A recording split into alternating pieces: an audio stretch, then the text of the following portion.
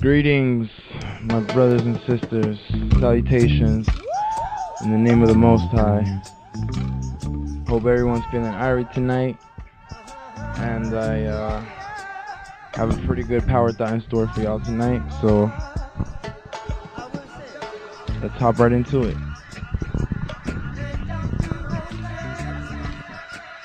The symbol for the word crisis in Chinese is made up of two words: danger and opportunity.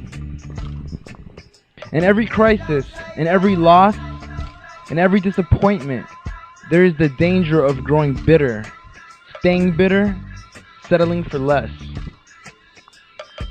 Yet there's also always the opportunity to turn darkness into light, just as Nancy Brinker did.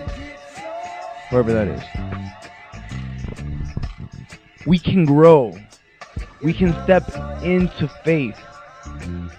We can stretch ourselves to experience new things that God has in store.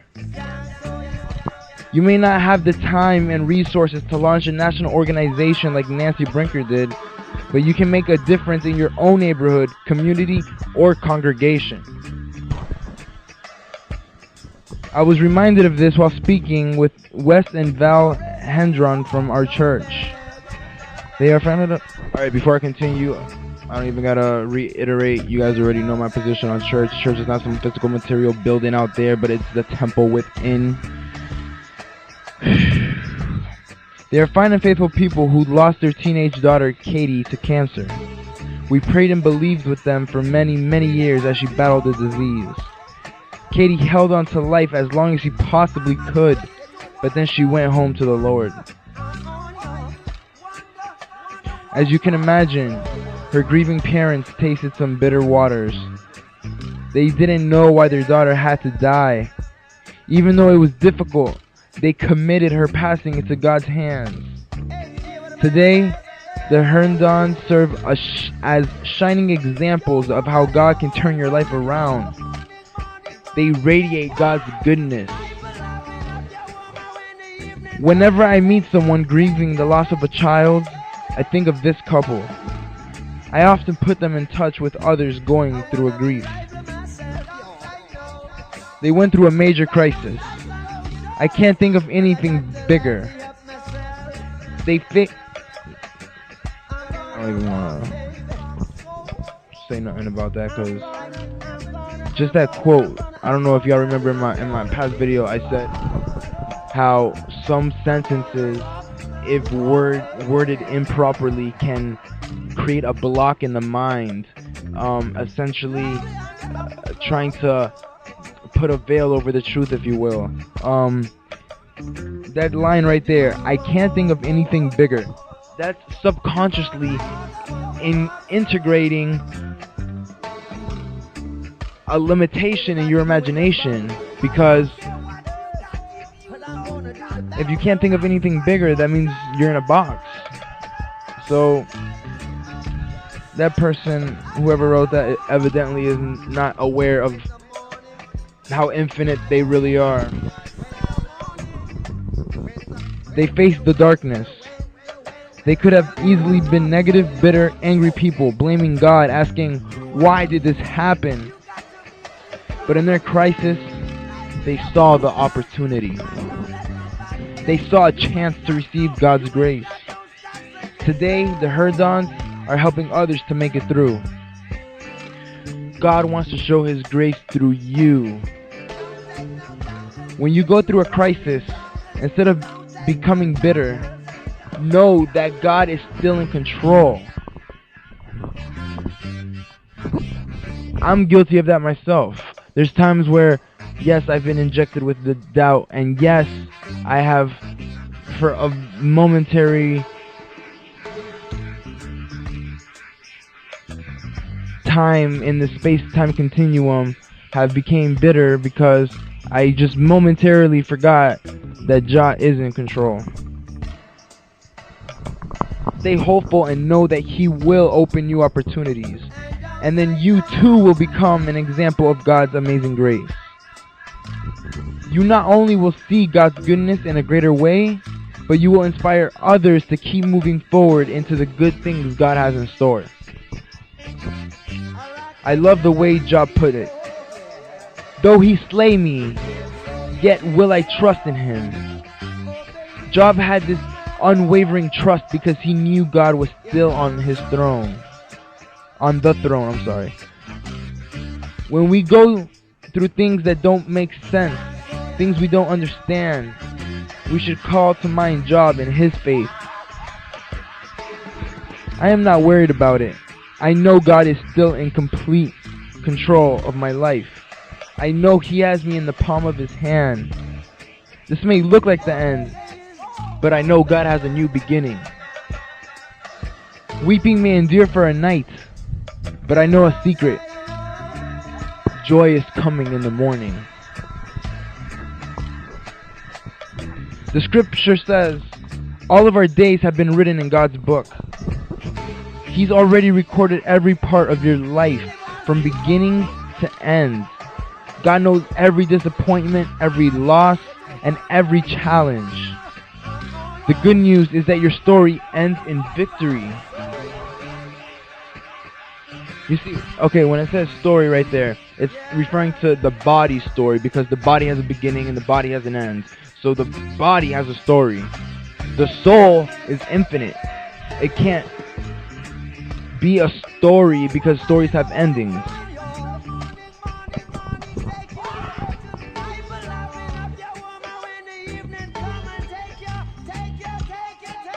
Your final chapter concludes with you're fulfilling your God-given destiny. Here's the key.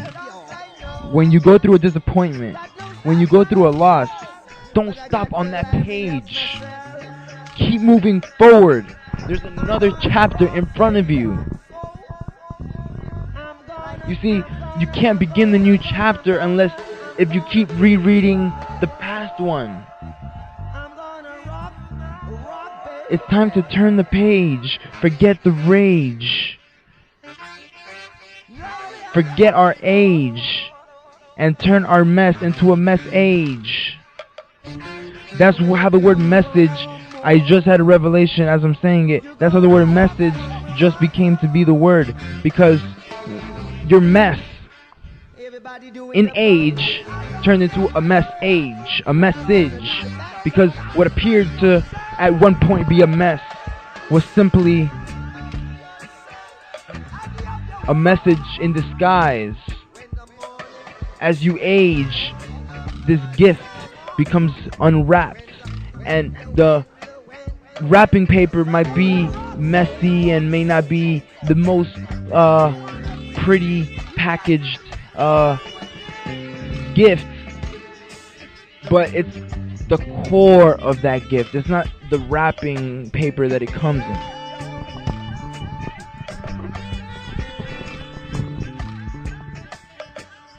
Sometimes we miss opportunities because we are so focused on what didn't work out.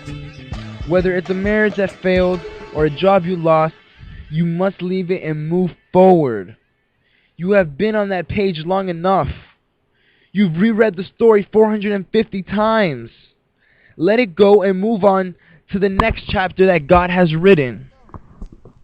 You may not understand everything you went through, but if you'll just keep pressing forward, not letting the bitterness take roots, you will come to a chapter in your future that will pull it all together, a chapter that will make sense of it all.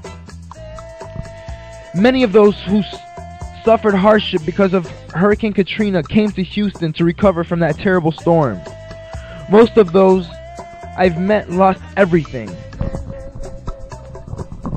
Their lives changed forever. Whenever I've talked with Katrina survivors, I've tried to comfort them and give them hope. I've told them that there is nothing they can do about what happened to them, but that they can make a decision about how they will respond. You can fight it, you can resist, get bitter, and live with a chip on your shoulder. Or you can accept the hand you've been dealt, seeing this as an opportunity to meet new friends, to live in a new city, to have a new job. The choice is up to you. Yo. Oh, alright, my bad. I'll be done in a couple minutes, yo. Alright, one love. Alright, I'll be there. One love.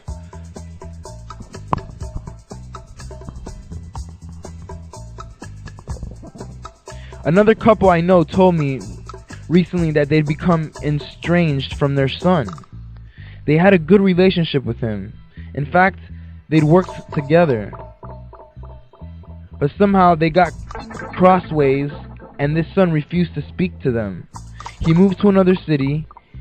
They did not even have a phone number for him. They don't know how to get in touch with him. You can imagine their concern. They were discouraged. I told them that there was more to be written. Somewhere in their future, and in yours too, there is a restoration chapter. It may be a month, a year, or 10 years from now. So don't get stuck on that page. Keep praying. It says keep believing, but scratch that. Keep knowing. Envision it. Let the seeds take root. You see, before you can fulfill your dream, first you gotta dream it. You have to have a vision before you put it to reality. You have to know what you want. You have to create the vision. And then, once you have the vision, put it forth into action and make it happen.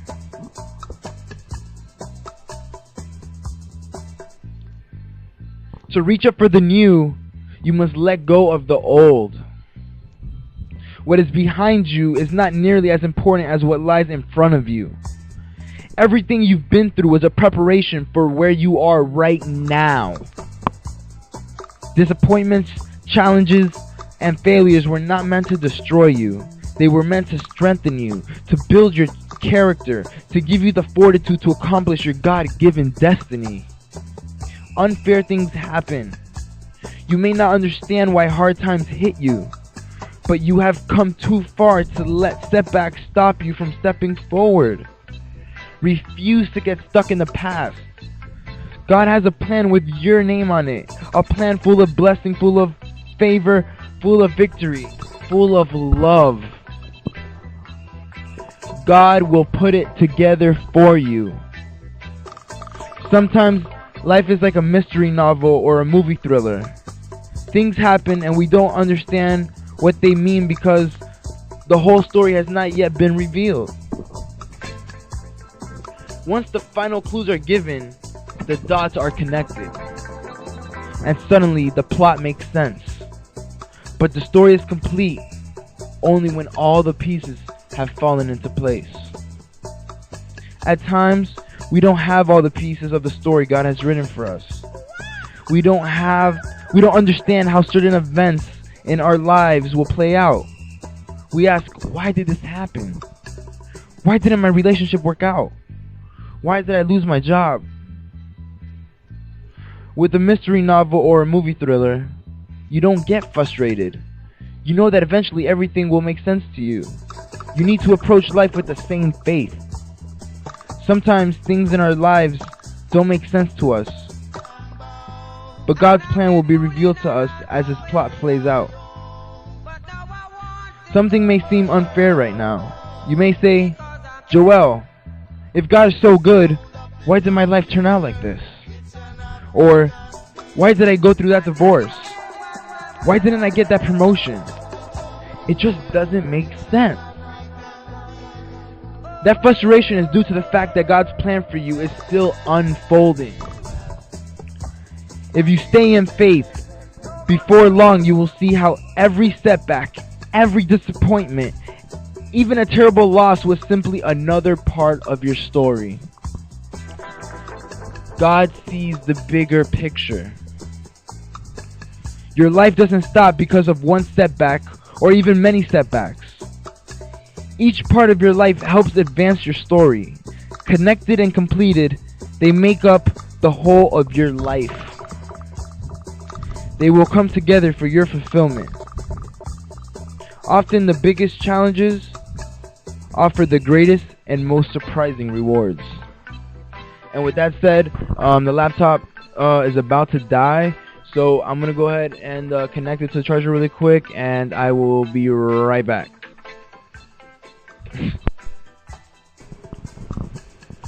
Alright guys, so back to where I was at. I read about a young woman whose father underwent a heart transplant. Though at first he seemed to be doing well, several months later he died.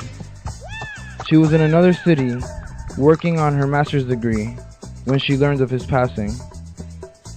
She packed and went to the airport to catch the first flight to her father's town. She was so upset, so heartbroken. While waiting for her flight, her grief overcame her. She wept uncontrollably.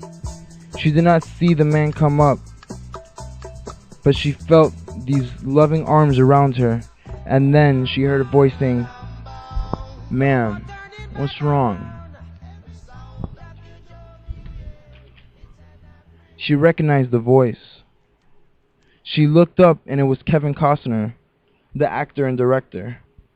Struck by her sadness, he had stopped to offer the stranger this help. She explained that her father had passed away. The actor comforted her, staying with her so long he missed his own flight. As he walked her to the boarding gate, Costner mentioned that he would be returning to her city to film a movie. He asked her to stop by and let him know how she was doing. Several months later, she was driving in heavy traffic near her home. She realized the backup was caused by a movie star. I'm sorry to take an interruption from this, but movie star, music star, this star, we're all stars. Why do we have to only attribute a star to just that person, that person? We're all stars. But anyways, back on point.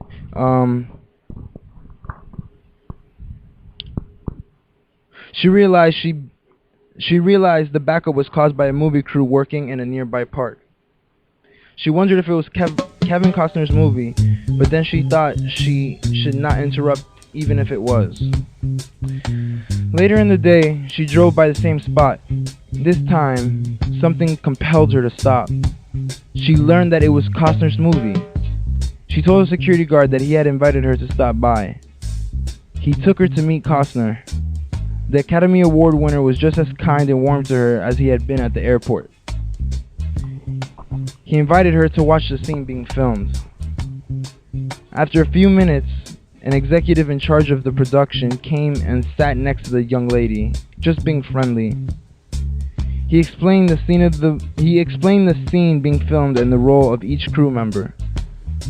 She found it easy to talk with him. Soon, they were bantering like old friends. That night, the lady called her mother and said, "Today, I met the man of my dreams.